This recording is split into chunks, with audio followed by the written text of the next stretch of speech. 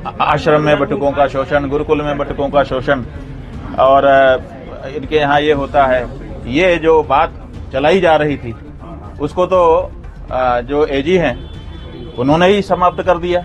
अमर्यादित कुकर्म करने का बच्चों के साथ में शंकराचार्य ने कहा था कि पता था प्रहार होगा लेकिन इतना बुरा होगा ये नहीं पता था। लेकिन अब इसके अंदर जो महत्वपूर्ण बात आई वो ये हुआ कि हाई कोर्ट ने शंकराचार्य की गिरफ्तारी पर रोक लगा दी।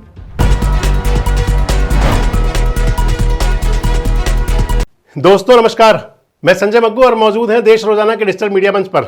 आज वाराणसी के अंदर, प्रयागराज के अंदर धर्म की जय हो, अधर्म का नाश हो नारे गूंज रहे थे।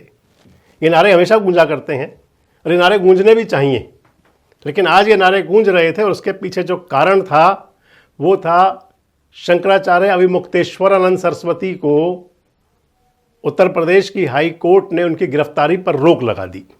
कि वहाँ पर हम लोगों ने जो दलील रखी वो इस बात की दलील थी कि ये मुकदमा झूठा बनाया गया है। निश्चित रूप से न्यायाधीश को ये बात हमारी जो वहाँ पर रखी गई थी इसमें बल दिखाई दिया होगा, तभी तो उन्होंने इस तरह का एक निर्देश प्रदान किया है। इसलिए हम आरंभ से कह रहे थे कि हमारा काम है जो बात जैसी है उसको न्यायाधीश के सामने ठीक से रखना।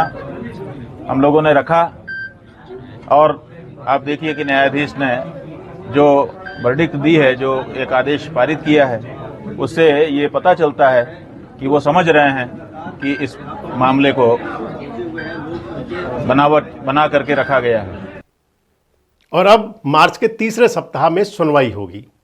सरकारी वकील ने पूरा विरोध किया, लेकिन जस्टिस जितेंद्र कुमार सिन्हा ने कह दिया कि जब तक सुनवाई पूरी नहीं हो जाती, जब तक फैसला नहीं आता, तब तक इनको गिरफ्तार ना किया जाए। पुलिस जांच करे और उस जांच के अंदर अभिमुक्तेश्वरानंद सरस्वती अपना सहयोग देंगे। मामला क्या है सारा आपको पता है, और कहें तो ये हिंदुत्व, हिंदू धर्म, सनातन सब पर एक प्रकार से क्वेश्चन मार्क लगाने वाला मामला है। सब में कहीं ना कहीं अविश्वास की भावना पैदा करने वाला मामला है। दरअसल माघ मेले से ये जो लड़ाई थी, रार थी, आमने सामने आनी शुरू हुई थी। वैसे तो शंकराचार्य जी का कई धर्मगुरुओं से विवाद रहता है। रामभद्राचार्य से जो जगत गुरु हैं उनसे तो काफी ज्यादा रहता है। धीरेन्द्र शास्त्री से भी रहता है। धीरेन्द्र शास्त्री के लिए कई बार कह चुके, आप सुन लीजिए उस अंदाज को उनके। जो व्यक्ति हिंदू राष्ट्र बनाने चला था, क्या ऐसा हो गया इतने दिनों के बीच में प्रधानमंत्री जी से मिलने के बाद विशेष करके कि अब वो हिंदू राष्ट्र की जगह हिंदू गांव बनाने लग गया? माने हाथी बनाने चले थे, अब चूहा बनाने लगे। क्यों? अब बीच में प्रधानमंत्री जी मिले हैं, उसी के बाद से ये पलटा आया है कि हिंदू राष्ट्र नहीं, हिंदू गांव बना लो, काम पूरा। तो ये परिवर्तन क्या इसी कारण से आया है जैसा हम लोग अनुमान लगा पा रहे हैं, या फिर और कोई कारण है?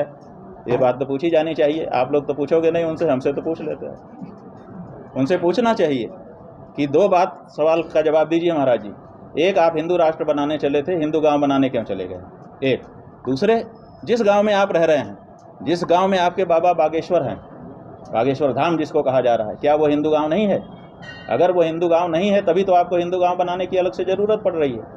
तो किस कारण से बागेश्वर जो आपका गांव है, जिसमें बाबा बागेश्वर विद्यमान है, जिसमें आप स्वयं रह रहे हैं, उस गांव को हिंदू होने से खारिज किस आधार पर आप कर रहे हैं? वो भी तो हिंदू गांव है। आप उसको हिंदू गांव ना कह करके आपके द्वारा बनाई जाने वाली कॉलोनी को आप हिंदू गांव कह रहे हैं। और रामभद्राचार्य को तो वो कई बार उनसे कहा करते थे कि हमारे साथ आकर के शास्त्रार्थ कर लीजिए, जवाब दे दीजिए। लेकिन जो सामने आना शुरू हुआ वो सीधे सरकार के साथ टकराव, वो शुरू हुआ था माघ मेले के दौरान में। मौनी अमावस्या का स्नान करना था, 18 जनवरी की तारीख थी। स्नान करने के लिए जो पालकी में जा रहे थे, पालकी में जाने नहीं दिया गया था। वहां से शुरुआत हो गई थी उत्तर प्रदेश सरकार वर्सेस जगत गुरु शंकराचार्य।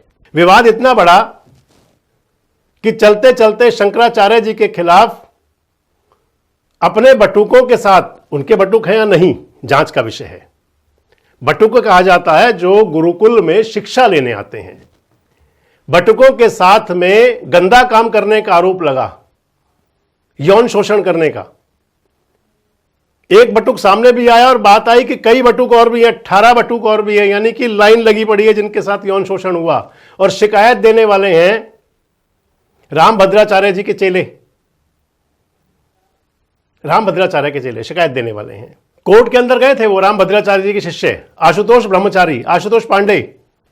आशुतोष पांडे ने अदालत के अंदर कहा था, इलाका मजिस्ट्रेट की जो अदालत थी, कि बटुकों के साथ यौन शोषण हुआ। पॉक्सो एक्ट में एफआईआर दर्ज करने का आदेश दे दिया था, जज साहब ने, एफआईआर दर्ज हुई। असली बात यह है कि ये जो पांडे साहब हैं, आशुतोष ब्रह्मचारी जी, ये इनामी बदमाश भी रहे हैं, इनामी मुजरिम भी रहे हैं, एक तरह से बदमाश तो नहीं कहेंगे हम अब। इसके साथ साथ इन पर कई आरोप रहे हैं, वांटेड भी रहे हैं। लेकिन जब सुधर जाए व्यक्ति तो फिर वो अलग बात हो जाती है। अब तो भगवा चोले में है आशुतोष ब्रह्मचारी। इस सारे मामले में कई अलग अलग एंगल सामने आए, कई वीडियोस। आपको ध्यान होगा, एक वीडियो सामने आया था एक जर्नलिस्ट का, वो कह रहे थे कि उनसे, उनकी बेटी से कहा गया था कि अपनी बेटी से आरोप लगवा दीजिए। शर्म आती है कई बार इन बातों को सुन करके, लेकिन क्योंकि ये सारी बातें पब्लिक डोमेन पर आई तो बतानी भी पड़ती हैं। एक बहुत बड़ा पद है शंकराचार्य का। हिंदू संस्कृति के अंदर शंकराचार्य को भगवान शंकर के समकक्ष माना गया है, महादेव के समकक्ष। और उन पर जो आरोप लगे, उसके बाद मैं कहूं तो हिंदुत्व के अंदर, सनातन के अंदर कहीं बहुत बड़ी बातें थी। लोग बिल्कुल एकदम से किंकर्तव्य विमूढ़ कि आखिर जाए तो जाए कहां। एक तरफ भी धर्मगुरु, दूसरी तरफ भी धर्मगुरु, हिंदू वर्सेस हिंदू बनाम हिंदू। और मामला कोई छोटा मोटा नहीं, मामला छोटा मोटा नहीं। पॉक्सो एक्ट का, अमर्यादित कुकर्म करने का बच्चों के साथ में। शंकराचार्य ने कहा था कि पता था प्रहार होगा, लेकिन इतना बुरा होगा यह नहीं पता था। अब जांच का विषय है, सारा जांच होगी सब चीज की। शंकराचार्य कह रहे हैं नार्को टेस्ट करा दीजिए, दूध का दूध और पानी का पानी हो जाएगा। प्रचार किया जा रहा था कि आश्रम में बटुकों का शोषण, गुरुकुल में बटुकों का शोषण, और इनके यहाँ ये होता है। ये जो बात चलाई जा रही थी उसको तो जो एजी हैं उन्होंने ही समाप्त कर दिया। उन्होंने ये कह दिया कि इस आश्रम में ये बटुक नहीं रहे। हम लोग पहले से कह रहे थे कि हमारे यहाँ वो नहीं रहे। आज वो बात जनता के सामने साफ साफ प्रमाणित हो गई। लेकिन अब इसके अंदर जो महत्वपूर्ण बात आई वो ये हुआ कि हाईकोर्ट ने शंकराचार्य की गिरफ्तारी पर रोक लगा दी, और इसके साथ ही कहा कि जब तक हम अग्रिम जमानत पर फैसला ना लें तब तक हाईकोर्ट से रोक रहेगी गिरफ्तारी पर। क्या जाएगा इसका संदेश आगे? क्या दोषी हैं अभी मुक्तेश्वरानंद सरस्वती, और या फिर किसी साजिश का हिस्सा?